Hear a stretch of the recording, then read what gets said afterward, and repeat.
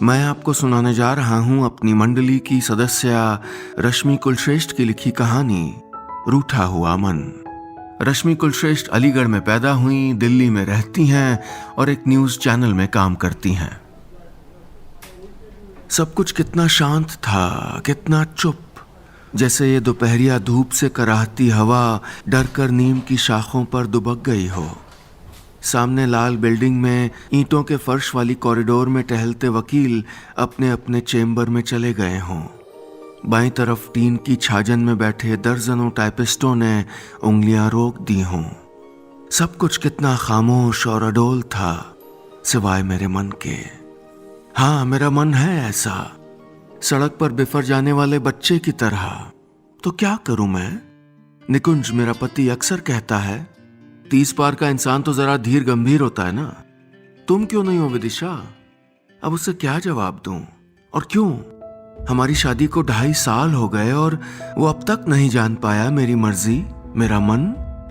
यही नाराज मन लिए मैं डिस्ट्रिक्ट कोर्ट कैंपस में चप्पलें चटकाती टहल रही थी। सामने नीम के पेड़ के नीचे लगी गेरुआ रंग की बेंच पर मेरा सामान रखा था। ब्राउन लेदर का पर्स, पानी की स्टील वाली बोतल और एक छाता भी।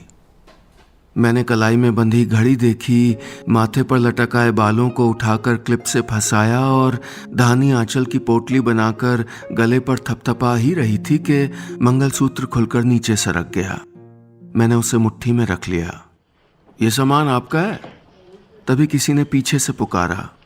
मैंने पलट कर देखा, बेंच की बाईं तरफ एक फाइल पकड़े कोई अजनबी खड़े थे। उम्र यही कोई 50 के करीब होगी। ऊंचा 3 धारियों वाला माथा, सर पर बारीक सफेद बाल और जरा झुके हुए कंधे। बादामी पैंट और आधी बाजू की कमीज पहनी थी उन्होंने। मैं इधर बैठ जाऊं? उन्होंने खाली बेंच की तरफ देखकर पूछा। बैठ जाइए सर, मैंने कहा तो वो पांव चढ़ाकर बैठ गए और कुछ बुदबुदाते हुए बाहर मेन गेट की तरफ देखने लगे। मेरी नजरें उन पर थीं, उनकी बेचैनी पर। यह बेचैनी पहचानती थी मैं। उनकी कसमसाती उंगलियां, लगातार पंजे हिलाना, होठों को दबाकर पच्च से आवाज निकालना, सब। आज धूप तेज है ना? उन्होंने अचानक मेरी ओर देखकर पूछा तो मैं झेंप गई। अब गर्मी आ रही है तो होगी, कहकर मैंने सामान किनारे सरकाया और बैठ गई। प्यास से गला चटक रहा था तो बोतल का ढक्कन खोलकर 2 घूंट पानी गटक लिया। वो बड़े गौर से मेरी बोतल देख रहे थे। मैंने फटाफट उसे पर्स में ठूंसा। वो मुस्कुराए, बोले, ऐसे ही मैं अपनी पत्नी के लिए लाया था। वो खूब खुश हुई, बोली कि वाह दिनकर, क्या चीज़ लाया हो तुम। और अब देखिए, रूठ के मायके जाके बैठ गई है। वो भी क्यों? क्योंकि मैंने तलाक का फैसला ले लिया है। तलाक? बुदबुदाते हुए मैंने मुट्ठी कसी तो वो मंगलसूत्र चुभ गया।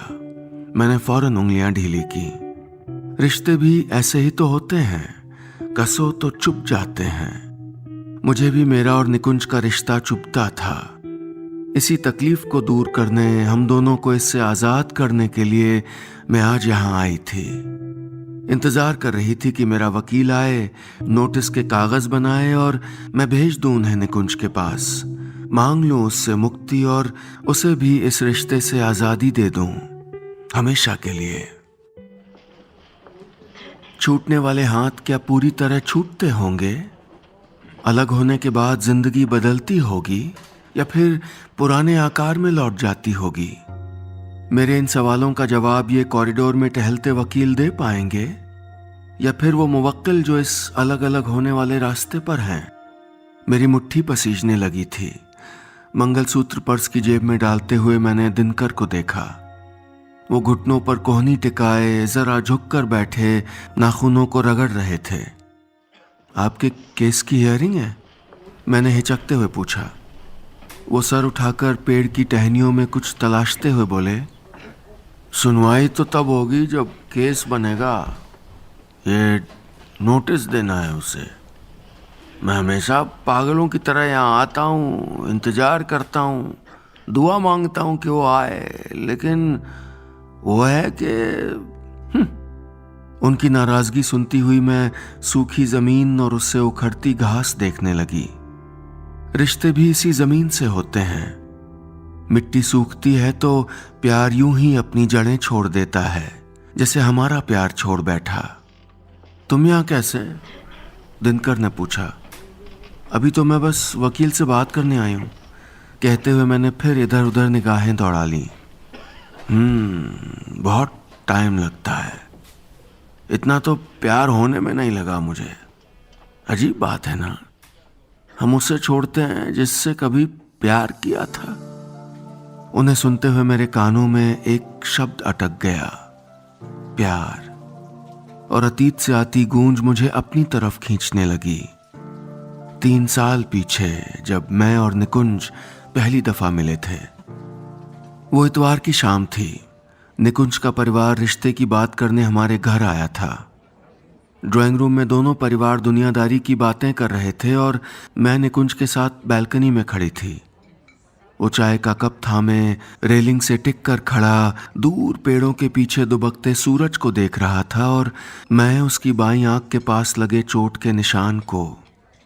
नाम, पढ़ाई, जॉब जैसी बातें करने के बाद वो चुप हो गया, लेकिन मेरा मन खुदबुदा रहा था कि वो कुछ पूछे। कुछ और नहीं पूछना आपको? हार कर मैंने ही कहा। कुछ खास है तो बता दो, कहते हुए उसने मुझे देखा। मैं जो अब तक उसे ही देख रही थी फौरन सामने देखने लगी। मुझे कुकिंग का शौक नहीं है, घूमना फिरना पसंद है, थोड़ी मनमौजी हूँ। घर वाले कहते हैं कि लाड़ ने बिगाड़ दिया है, बट मुझे लगता है कि ये मेरा बेसिक नेचर है। कहते हुए मैंने उसको देखा। चाय का कप स्टूल पर टिकाते हुए वो बोला, तुम्हारे बेसिक नेचर में प्यार करना है? क्या मुझसे प्यार कर पाओगी तुम? मैंने एक लंबी सांस खींचकर सर हिला दिया। उसने झुककर मेरी कलाई पकड़ी। मेरी उभरी नब्ज यूं फड़की जैसे दिल उतर कर वहीं आ गया हो। मुझे नहीं याद कि 6 महीने के कोर्टशिप पीरियड में मैंने कितनी बार वैसे ही धड़कता सरकता दिल महसूस किया। कॉफी शॉप में शुगर पाउच खोलते वक्त उसने उंगलियां छू ली थीं। तब लहंगा खरीदते वक्त फोटो खींचकर मुझे भेजी थी। तब या शादी से 2 रात पहले घर के पिछले दरवाजे पर बुलाकर आई लव यू विदिशा कहा और मेरा चेहरा हथेलियों में भरकर माथा चूम लिया था। तब थोड़ा सा पानी मिलेगा? तभी दिनकर की आवाज मुझे अतीत से वापस आज में खींच लाई। उन्हें बोतल देकर मैं अपना माथा टोहने लगी। अतीत का वो 2 फांक प्यार वहीं रखा था। मन प्यार भरी यादों के बताशे लेकर लौटा था। मैं सामने कॉरिडोर से गुजरते हुए नए नवेले शादीशुदा जोड़े देख रही थी। दोनों रास्ते को कम एक दूसरे को ज्यादा देख रहे थे। इतना ही प्यार हम में भी तो था। फिर वो झगड़े कब और कैसे आ गए? रूठ न जाना तुमसे कहूं तो, मैं इन आंखों में जो रहूं तो। तभी मेरा ध्यान दिनकर जी ने खींचा। वो घुटनों पर उंगलियां बजाते हुए गा रहे थे। ताल पूरी करके वो बोले, जब भी वो नाराज होती थी मैं यही गाता था। यूं यूं मुंह फुला लेती थी गुस्से के मारे। कहते हुए उन्होंने दोनों गाल गुब्बारे की तरह फुला दिए। फिर नॉर्मल होते हुए बोले, पहले वो मान जाती थी, फिर गाने का असर कम होने लगा। अब कोई दवा रोजाना ली जाए तो असर करना छोड़ देती है कि नहीं? पूछते हुए वो फिर गाने लगे और मैंने भी यादों का एक सुर पकड़ लिया, नाराजगी वाला सुर। शादी को 1.25 साल हो चुके थे। प्यार का पंछी उड़कर किसी निर्जन टीले पर जा बैठा था। बातें जरा खारी और नजरें रूखी हो गई थीं। कभी सोचा ही नहीं था कि जिंदगी में ये दौर भी आएगा। एक शाम मैंने मूवी और डिनर प्लान किया था, वो भी निकुंज की हाँ सुनने के बाद। शाम के 5 बजे से ब्लैक ड्रेस में तैयार होकर मैं उसका इंतजार कर रही थी। पहले 5 बजे, फिर 6 और 7 बजने के बाद मैंने घड़ी देखना छोड़ दिया। ड्राइंग रूम के सोफे पर निढाल बैठी रही। कोई 9 बजे डोरबेल बजी। मैंने उठकर दरवाजा खोला। निकुंज था। वो 2 पल हैरान सा मुझे देखता रहा। फिर प्लान याद आते ही सॉरी सॉरी की रट लगाने लगा। मैंने नहीं सुनी उसकी एक भी माफी। उसने बताया कि अर्जेंट मीटिंग थी, याद नहीं रहा, हम डिनर पे चलते हैं, मूवी कल देख लेंगे। मुझे नहीं जाना मतलब नहीं जाना। मैंने जोर से कुछ ऐसा ही कहा और रोते हुए भीतर कमरे में चली आई।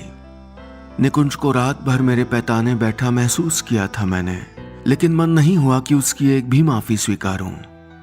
एक बार ये करती तो उसकी आदत बन जाती।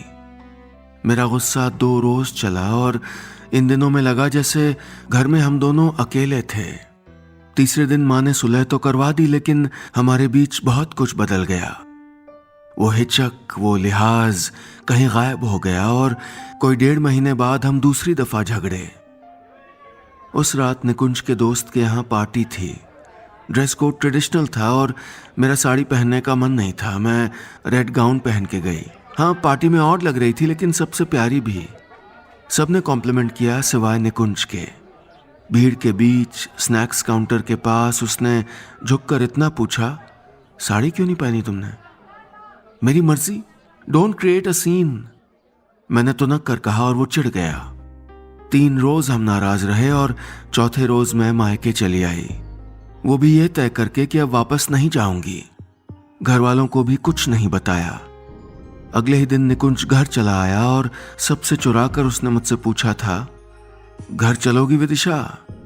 तभी मेरी बाह को छूती सरसराती कुछ नीम की पत्तियां गिरी।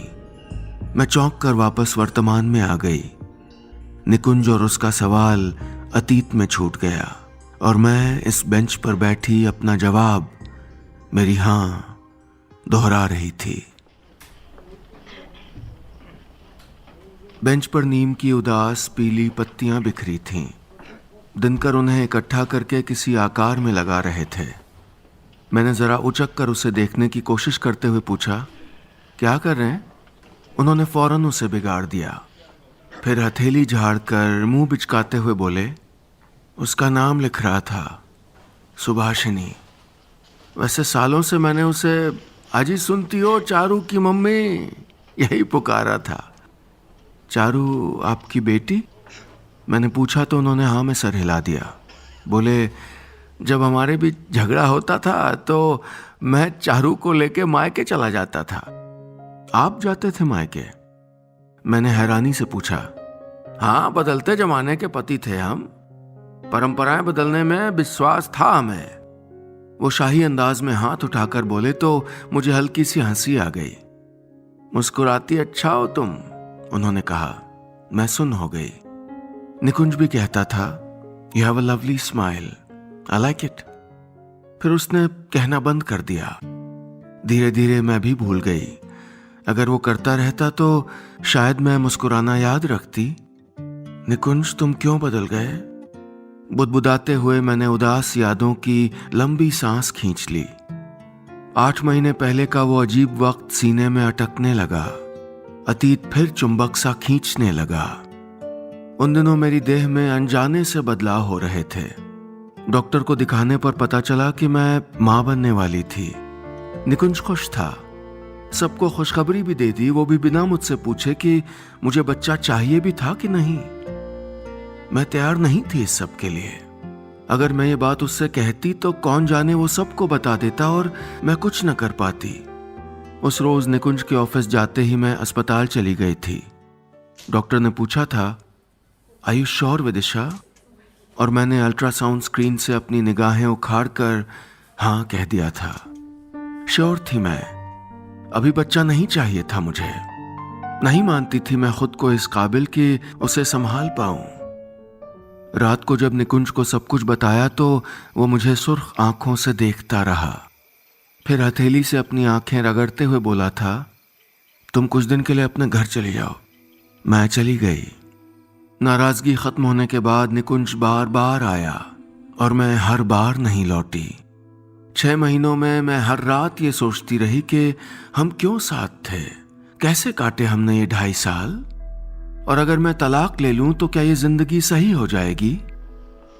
तभी जाने कहां से एक पन्ना उड़कर मेरे पांव पर आ गिरा।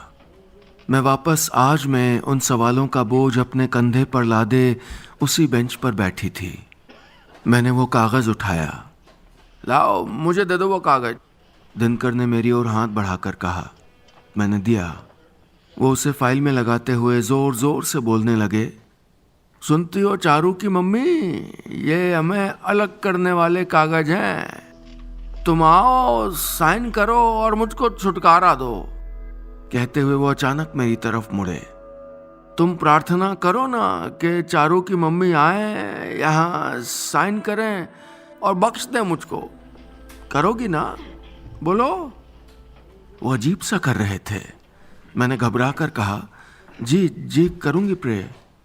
उन्होंने दोनों हथेलियों के बीच कागज दबाकर हाथ जोड़े, मुझे थैंक यू कहा और मगन होकर कुछ गुनगुनाने लगे। कितने खुश थे वो, कितने मुतमईन। टूटे रिश्तों का अलग होना क्या वाकई सुकून देता होगा? कुछ खुशियां गले में ठसे की तरह लगती हैं। गुनगुनाते हुए दिनकर को अचानक ठसा लगा। वो बड़ी देर से खांस रहे थे, आंखों में पानी उतर आया था। मैंने बोतल निकालकर उनकी ओर बढ़ाते हुए पूछा, पानी पानी पिएंगे आप? उन्होंने हथेली हिलाकर मना किया और ऊपर देखने लग गए। खांसी रुक गई, लेकिन कुछ आंसू अब भी रिस रहे थे। बोतल पर्स में रखकर मैं खड़ी हुई और उनके पास आ गई। उन्होंने अपने पांव पीछे सरका लिए। मैंने जरा झुककर गर्दन तिरछी करते हुए पूछा, आप ठीक हैं? तुम ठीक हो? उन्होंने पूछा। मैं ठिठक गई। क्या होगा इस सवाल का जवाब? तलाक की दहलीज पर खड़ा इंसान कैसा होगा? शायद उन जैसा बेचैन और मुझ जैसा उलझा हुआ। तलाक क्यों लेना चाहती हो? उन्होंने पूछा। मैं वापस उसी जगह पर आकर बैठ गई और झुककर घूमा हुआ बिछुआ सीधा करने लगी। उल्टा होकर चुभ रहा था ये, जैसे बीते 6 महीने से ये रिश्ता चुभ रहा था।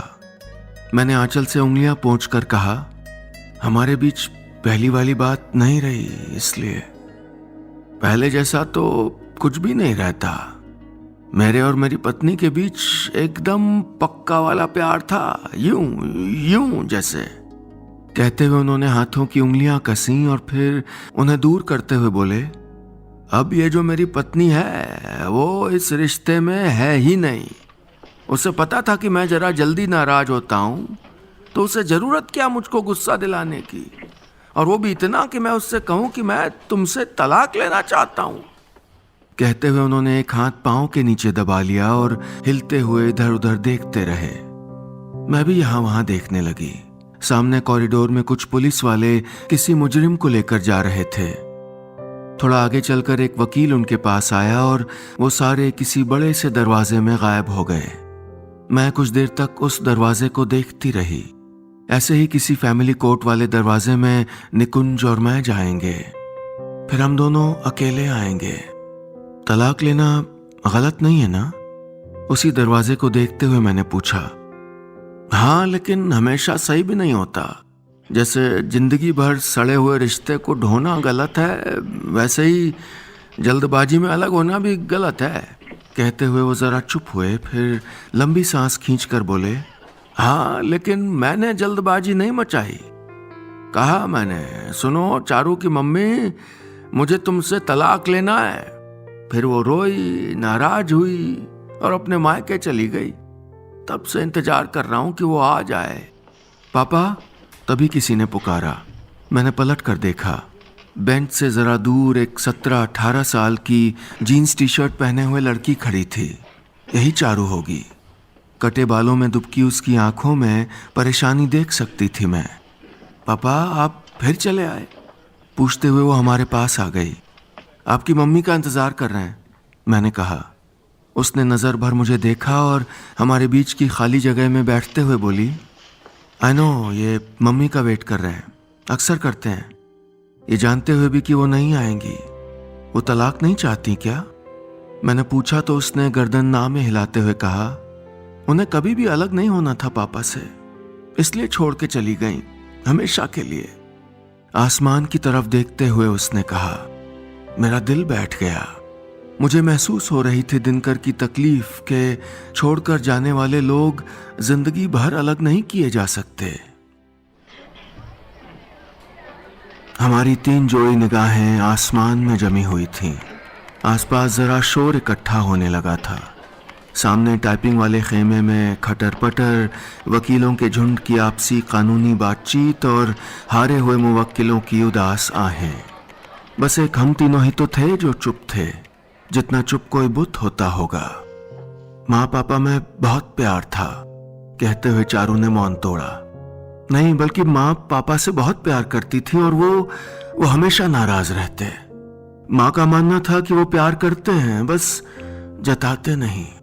उस रोज गुस्से में पापा ने तलाक की बात कह दी। माँ नानी के यहाँ चली गई। 3 दिन बाद पापा ने यहाँ बुलाया था। वो उनको मनाने के लिए निकली और रास्ते में she met an on the spot death. कहते हुए वो चुप हो गई। मैं उसके कांपते होंठ, उसकी गुलाबी होती नाक देखने लगी। मैंने हिचकते हुए उसकी उंगलियां थाम ली। माँ का जाना पापा झेल नहीं पाए, अपसेट रहने लगे। जब रात दवा भूलते हैं तो अगले दिन यहीं मिलते हैं। माँ वॉज राइट, पापा प्यार करते थे, बस जताना नहीं आया। कहते हुए वो दिनकर की तरफ घूमी और प्यार से उनके बालों पर हाथ फेर दिया। वो टकटकी लगाए अब भी आसमां को देख रहे थे, जैसे वहां से अभी कोई सीढ़ी झूलेगी और उनकी चारू की मम्मी उतर आएंगी। आप यहां बैठी हैं ना, मैं ऑटो देख के आती हूँ। कहते हुए चारू बाहर दौड़ गई। मैं वापस दिनकर को देखते हुए जरा सरक कर उनके पास चली आई। गला साफ करते हुए बोली, आप मत दीजिए अपनी पत्नी को तलाक। होंठ दबाकर गर्दन हिलाते हुए उन्होंने कहा, नहीं दूंगा। मैं तो यहाँ से अपने साथ लिवा ले जाने आता हूँ। तलाक न हमेशा गलत होता है न सही। वैसे तुम कौन सा वाला ले रही हो? मैं मालूम नहीं। बुदबुदा कर मैं चुप हो गई। वाकई नहीं मालूम था मुझे। जैसे मैं नहीं जानती थी कि क्या मेरे और निकुंज के बीच प्यार खत्म हो गया है या बाकी है।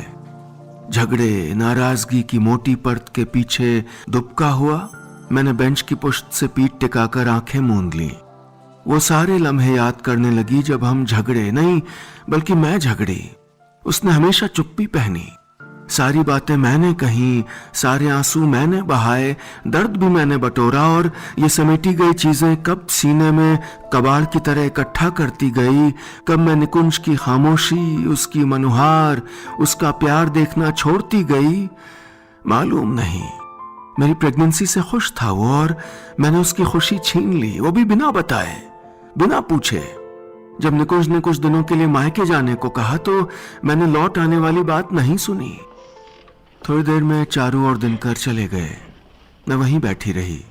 मेरा भी मन कर रहा था कि यहां से चली जाऊं, लेकिन कहां जाती? मां के घर या फिर अपने? मैंने पर्स से मोबाइल निकाला। वकील की 2 मिस्ड कॉल्स थीं।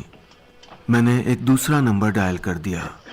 उधर पहली ही घंटी में कॉल रिसीव हो गई। सुनो, कुछ दिन कितने होते हैं निकुंज? मैंने धीमे से पूछा। वो तो कब के खत्म हो गए, उसने कहा। फिर आ जाऊं मैं? पूछते हुए मेरी आवाज भर आ गई। नहीं, मैं लेने आता हूं, कहकर उसने फोन रख दिया। मैंने फटाफट पर्स लटकाया और मेन गेट की ओर दौड़ गई। मेरे बाएं हाथ की उंगलियां दाईं कलाई की नब्ज तो होने लगीं। जाने कितने दिनों बाद आज फिर मेरी धड़कन सरक कर कलाई की नब्ज में आने वाली थी।